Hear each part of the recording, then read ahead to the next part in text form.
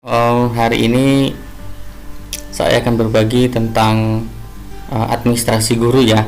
Jadi tentang buku pedoman guru. Mungkin banyak yang nggak tahu kan gimana cara nyusunnya. Jadi saya berbagi tipsnya, formatnya. Silahkan nanti diedit dengan gratis. Saya klik dulu sebentar ya. Kita buka-buka. Jadi ini buku pedomannya. Silahkan nanti dimodifikasi. Saya contohkan guru di tempat saya. Nah, ini jika NIP-nya tidak ada ganti dengan NPTK tak masalah atau dikosongkan gitu ya. Atau nanti ini bentuknya kan karena tabel ya. Kalau misalnya mau nambah tinggal begini. Misalnya nanti kelasnya ya. Memang seharusnya sih di buku pedoman guru ini itu per kelas ya, per kelas per mapel. Jadi laporan di dalamnya ini karena nanti ada untuk seperti jadwal kerja kita dalam 1 tahun ya gitu. Misalnya ditambahin di sini kelas gitu ya. Nah, boleh kelas berapa, misalnya kelas 7 gitu ya. Nah, ini boleh silahkan ditambahkan gitu ya. Atau tidak juga nggak apa-apa, salah. Kita hapus lagi nanti ini ya. Oke. Kemudian ini sekolahnya, kemudian instansi ini juga ditambahkan. Nah, ini kemarin kan kita sudah di video yang saya buat itu ada cara menyisipkan tanda tangan ya, menyisipkan tanda tangan. Nah, yang kita sudah punya tanda tangan, daripada kita capek-capek lagi untuk menyisipkan tanda tangan lagi, harus manual lagi, tinggal aja taruh di sini gitu ya. Nah, ini sudah disusun. Kemudian lembar selanjutnya adalah kata pengantar. Nah, kata pengantar ini fleksibel lah, tapi hati-hati pada saat ini kan ada sekolah nih. Nah, tempat saya bertugas, jadi harap hati-hati. Tipsnya untuk mengganti ini, ya, untuk mengganti ini di blok dulu nih, caranya di blok, kemudian di Ctrl H. Nah, itu kita ganti misalnya kan di copy dulu, kemudian Ctrl H, baru kita pastekan di sini yang mau kita ganti, kemudian replace with. Nah, replace ganti dengan apa? Misalnya SD 1 SDN 01 misalnya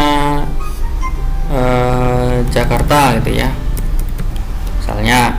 Nah, kalau replace ini satu ini saja yang kita ganti. Kalau replace all, ketika ada kalimat yang sama dan ini akan terganti semua. Nah, ada berapa? Hanya ada satu. Nah, gitu ya.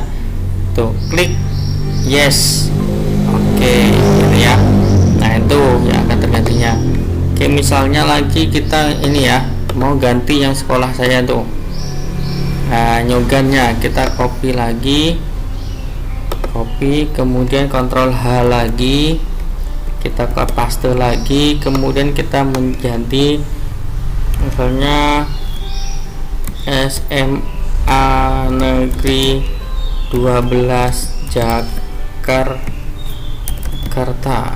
misalnya. Nah, kita replace all. Tuh ada 4 yang sama filenya. Jadi caranya begitu ya. Oke, gitu ya. Terus kita cari lagi ke sini daftar isi. Nah, untuk daftar isi saya buat otomatis di sini. Jadi ketika nanti Bapak Ibu Bapak Ibu sudah tahu, misalnya halaman judul itu pasti 01 lah ya, 1 gitu ya tulisnya. Nah, ini udah otomatis. Jadi ketika nanti kita ada 100, nah, dia langsung otomatis yang titik-titik ini akan menyamping. Nah, jadi tidak usah susah-susah lagi. 1 di sini halaman pengesahan 2 gitu ya. Kata pengantar misalnya 3. Daftar isi 4 gitu kan. Ya 4 bukan ya, ini 4 ya. Tuh. Nah, 4. Kemudian selanjutnya kita lihat lagi di data, setelah itu bab 1. Nah, bab 1 ini sudah saya buat. Bab 1 ini 1.1 ya. Saya buatnya titik 1.1. Jadi sudah berurutan. Ya, ini satu sudah berurutan semua. Nah, untuk kalimat-kalimatnya, kata-kata yang perlu ditambahkan silahkan diedit dengan bebas ya Bapak Ibu, dirapikan silahkan, mau ganti tulisannya seperti apa juga silahkan. Kemudian ini tujuannya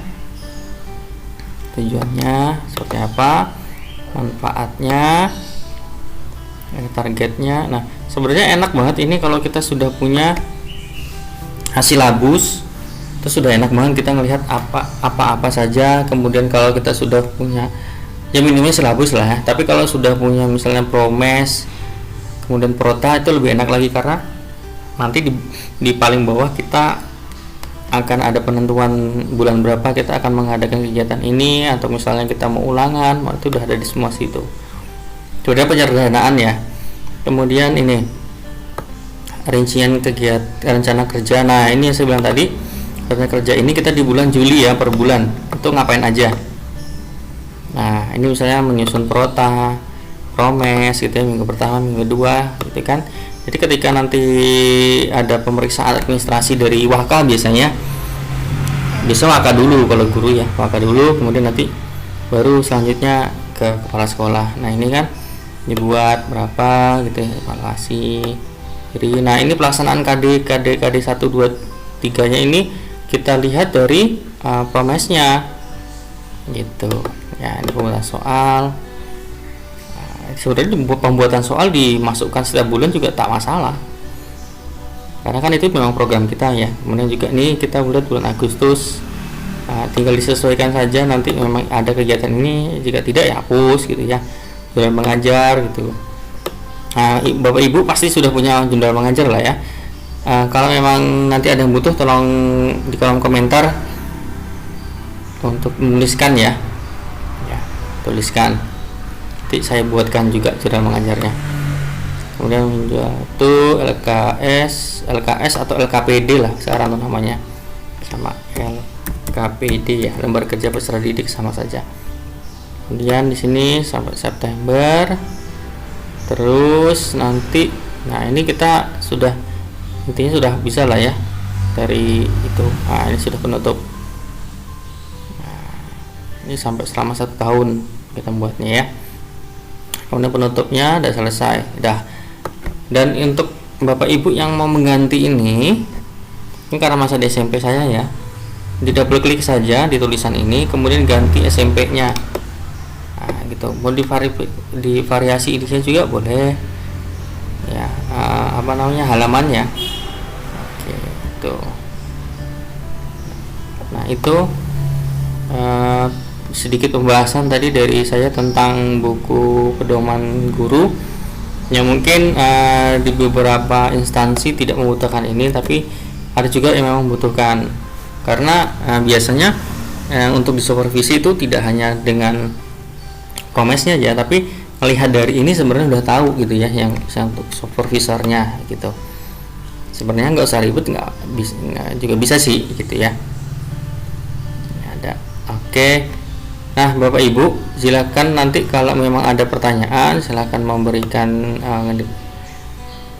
coret-coretan di kolom komentar gitu ya, apa yang dibutuhkan. Pak, ini bagaimana gitu ya. Silakan Bapak Ibu. Silakan diunduh, silakan diedit, dibagikan ke siapapun, silakan. Mudah-mudahan bermanfaat, karena kita sama-sama membutuhkan administrasi yang rapi. Ya, Bapak Ibu. Baiklah Bapak Ibu, saya rasa cukup ini tentang pembahasan buku pedoman guru untuk tahun ajaran 2020. Untuk diedit Bapak Ibu, diunduh dengan sebaik-baiknya.